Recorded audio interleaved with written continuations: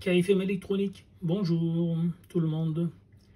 Aujourd'hui avec ce petit montage, je vais vous montrer comment on peut calculer, tracer même le graphique du coefficient d'amplification, le bêta ou le H21 d'un transistor NPN.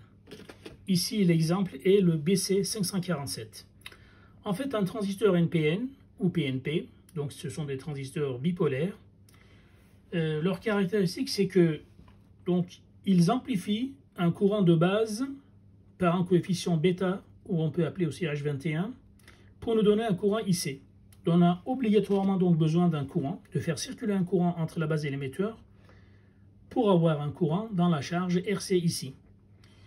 Alors le bêta, c'est égal à donc IC, le courant collecteur, divisé par le courant de base.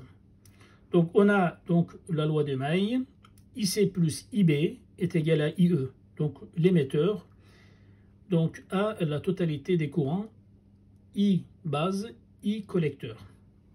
Voilà, donc le montage que j'ai réalisé est ici, fait avec un transistor NPN BC547. Pour la résistance RB, j'ai pris deux résistances en série, et pour avoir donc une tension donc, de référence réglable, j'ai pris donc cette résistance par rapport à cette résistance de 100 kΩ, et là 1 MΩ, pour facilement atteindre les valeurs de courant de base que je veux. Par contre, pour la charge, je n'ai pas trouvé de résistance sous ma main de 1 watt. Du coup, j'ai pris donc 4 résistances de 470 ohms. En les mettant tous en parallèle, ça me donne à peu près 117 ohms,5 exactement. J'ai mesuré avec un ohmmètre. Donc, je pourrais atteindre le courant collecteur donné par le constructeur maximum qui est de 100 mA. Donc pour avoir bien sûr un courant dans la charge, il faudra deux conditions. Qu'il y a au moins, donc il y a 0,6 volts le seuil d'une diode entre la base et l'émetteur, 0,6 volts, et qu'il y a un courant de base. S'il n'y a pas de courant de base, il n'y a pas de courant de charge.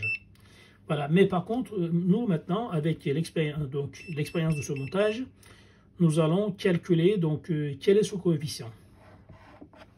Voilà.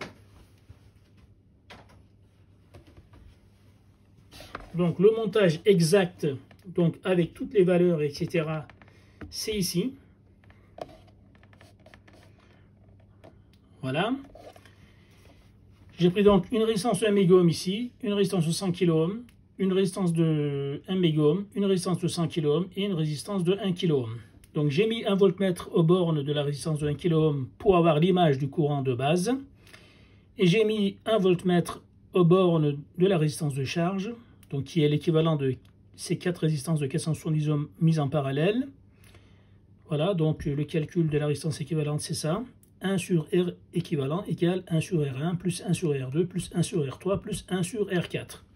Ensuite, il faudra de nouveau faire 1 sur R équivalent pour trouver la résistance équivalente. Voilà, la condition de base, c'est que VBE doit être à 0,6 volts minimum et qu'il y a un courant de base dans la base. Voilà, donc on pourra donc lire sur le voltmètre, presque directement donc en microampères, puisque 1 mV est égal à 1 microampère avec cette relation. IB égale donc VRB sur 1000 ohms. Et IC, donc, ça sera par contre VRC divisé par 117,5. Donc pour cela, je ferai un tableau après avoir fait les différentes mesures. Donc on va faire un tableau comme ça, IB, IC et bêta. Passons à l'expérience.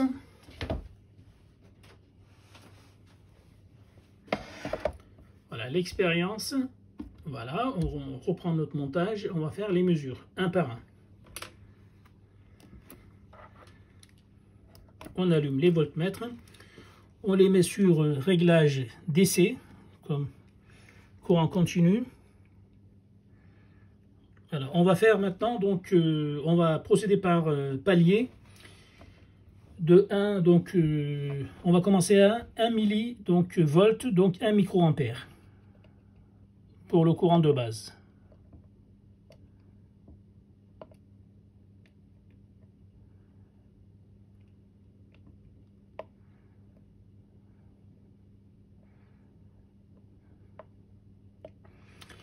Pour le courant de base, donc j'ai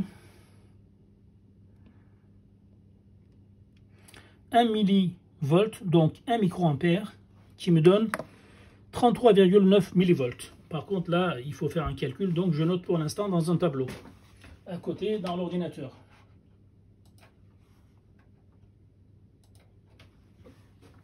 Ensuite, je fais donc IB, je règle IB pour IB égale 4 microampères.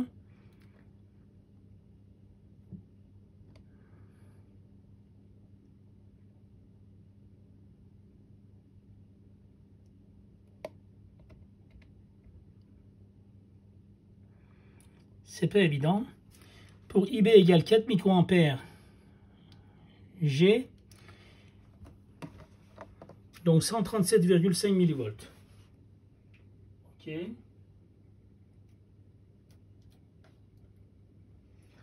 Alors, je vais prendre maintenant IB égale 8 milliampères.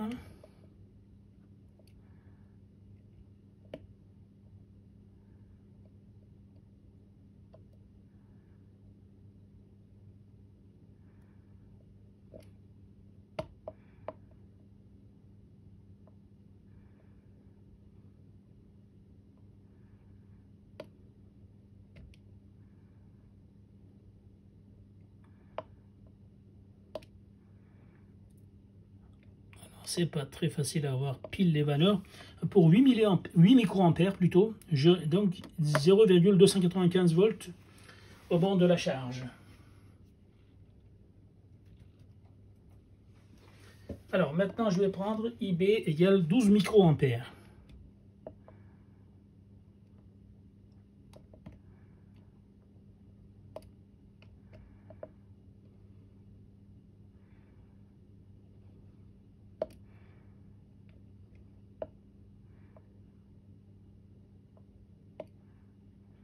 Voilà, j'ai pour 12 microampères 0,450 volts pour la charge.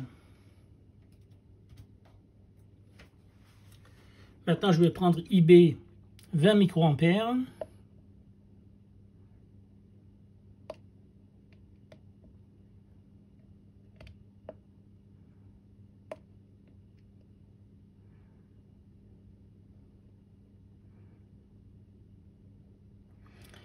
J'ai 0,772 volts au banc de la charge. Pour IB 30 mA,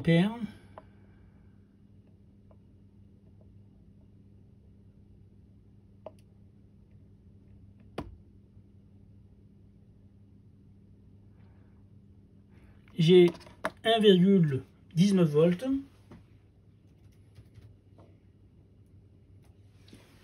Pour IB 40 microampères,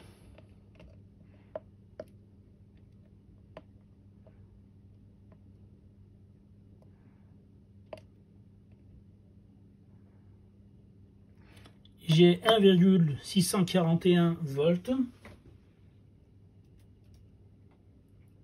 Pour IB maintenant 100 microampères, on va passer donc un peu plus haut.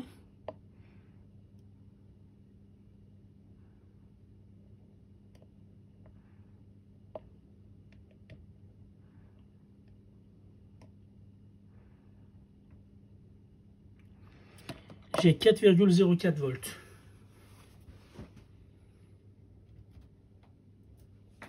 Alors pour IB 200 microampères,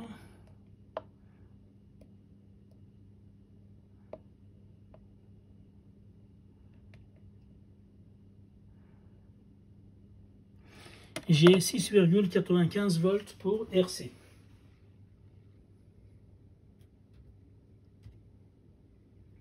Alors maintenant je vais passer à 400 microampères, on va aller plus vite.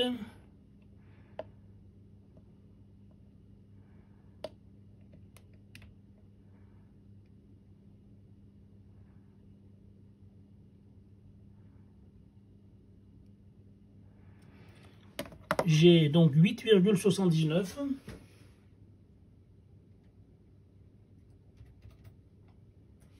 Alors pour IB 600 microampères,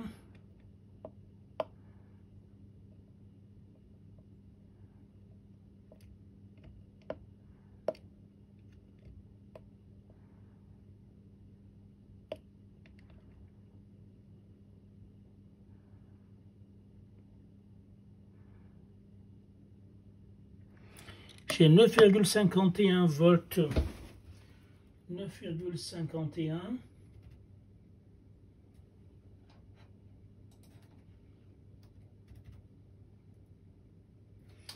Alors, pour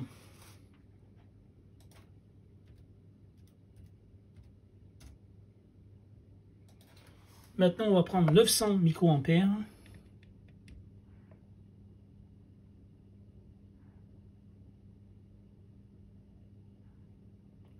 Voilà, 900 microampères, on a 10,08 volts.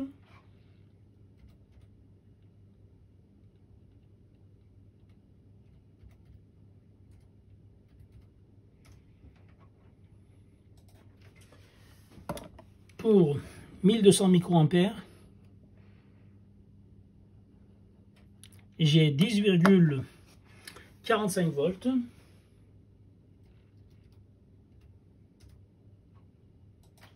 Et pour IB 1500 microampères, ça veut dire seulement 1,5 mA, j'ai, allez, à peu près, hein, donc 10,80. Voilà, donc mon graphique est déjà fait, parce que l'ordinateur a calculé à ma place.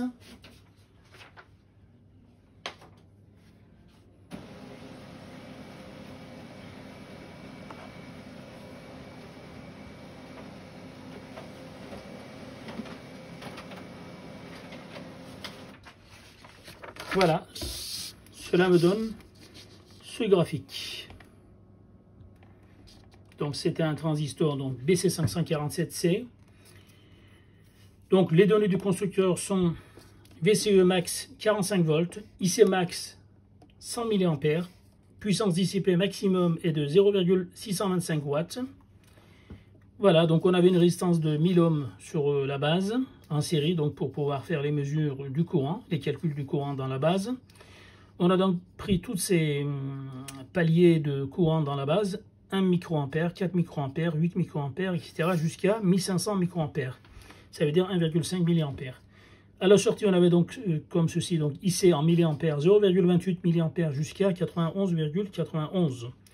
Donc cela veut dire que notre transistor donc, présente un gain maximum entre 280 et donc 296 à peu près, dans la plage de où IC ne dépasse pas donc ces bornes, 0,28 mA et donc 75 mA. Au-delà donc de 75 mA, notre transistor en fait ne fournit pas le même bêta, le même rapport donc de IC sur IB. Les rapports donc maximum c'est entre donc 1 microampère à IB et maximum donc 200-300 microampères. Et voilà, dans cette plage on pourra donc utiliser le transistor avec un bêta maximum. Bonne soirée, à bientôt.